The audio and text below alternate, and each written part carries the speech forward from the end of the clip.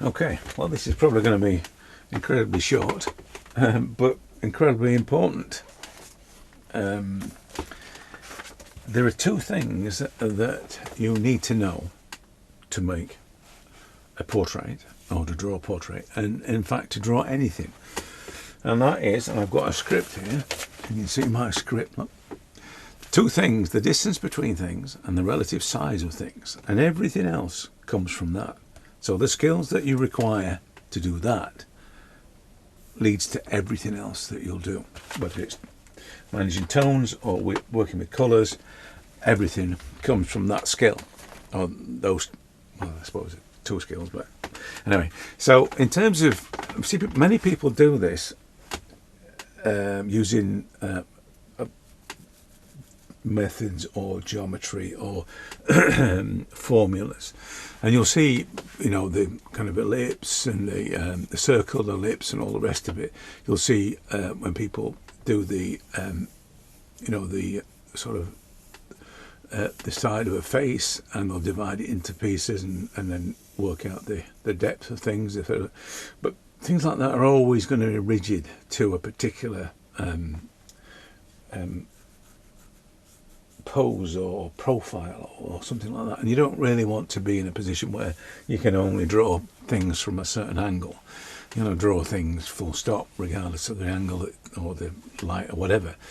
And the geometry thing is, you know, this sort of thing is again, understanding what happens behind the head isn't your concern.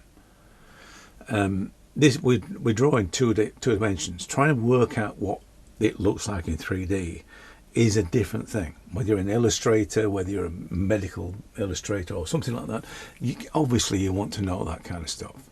If you're into anatomy, you want to know that kind of stuff. But if you want to draw somebody's face, there are just two things you need to know, and that's the distance between two things, which is when you see me do the dots on the one of the others. So you need to know the distance between that and that, or the relative size of things. So in this case, this is from this face. There is a there's an eye socket there, and then there's an eye socket there. You need to know the relative size of shapes. So how much smaller is that to that? Distance-wise, you've already worked it out from the dots. You know where the distance between things are there. So the distance between the eyes, you've already worked out because you've got that. You've got that skill that you've developed there, or you already have the skill.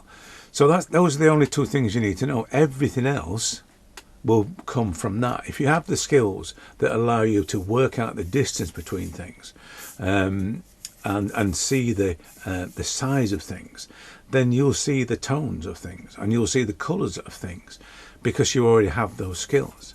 And that's it. It's not a particularly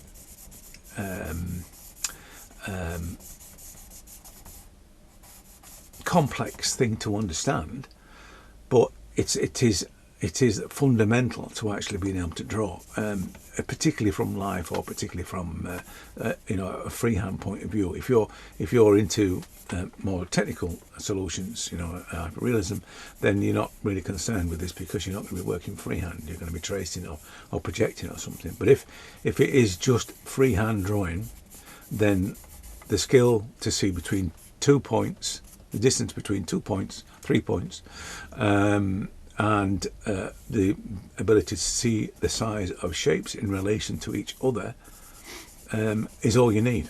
How you apply the charcoal, how you manage the tones and everything else, it's kind of the next stage. The fundamental stages are, let's get things in the right place, and then we can work on that. But it's not hard. It doesn't have to be hard.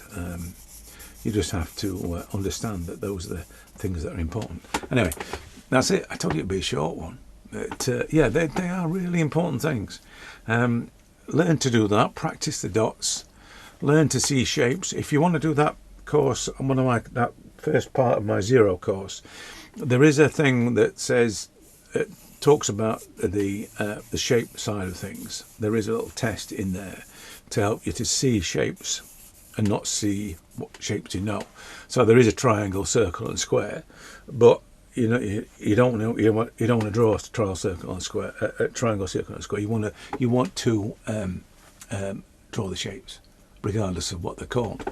So and then the position, the relative position of things. There is another test where it's got sort of things within other things, so you can see where things lie, where shapes lie in relation to each other. Again, the same kind of skills. So those are the skills you need to be able to draw faces. So everything, like we did in the lesson last night, everything I've just talked about is in that. So the distance between things is there. You can see the distance that I can see. They're at 1, 2, 3 points, and then the size of the shapes, the size of the eyes in relation to each other. It's all there. It's exactly the same thing. It's just that you can make it complicated or you can make it easy. There is a level of practice that's required to do it, but I think the real insight, if you like, is knowing that that's the case, knowing that it's just these two things I need to know. So whether it's a row of buildings or whether it's a landscape with trees in it, you still need to know the distance of things. I mean, I know in terms of landscapes, it's pretty much more relaxed than a face, because you're trying to get the face to look right, but it's still the same thing. I mean, if you want a level of realism, say you were drawing a building, you'd have to know the size of the building in relation to other buildings or its surroundings, and also the distance between them. So these two things, these two simple skills, will unlock everything. And as I said, once you have the skill to be able to see distances and be able to see the relative shapes of things, everything else becomes much easier. Being able to see tones, being able to see the colours, everything becomes a lot easier. Like I say, a short one today, and I hope it helps you. And like I say, check out the Xero thing, because it's a little free course that I did, so that will give you an insight into these things.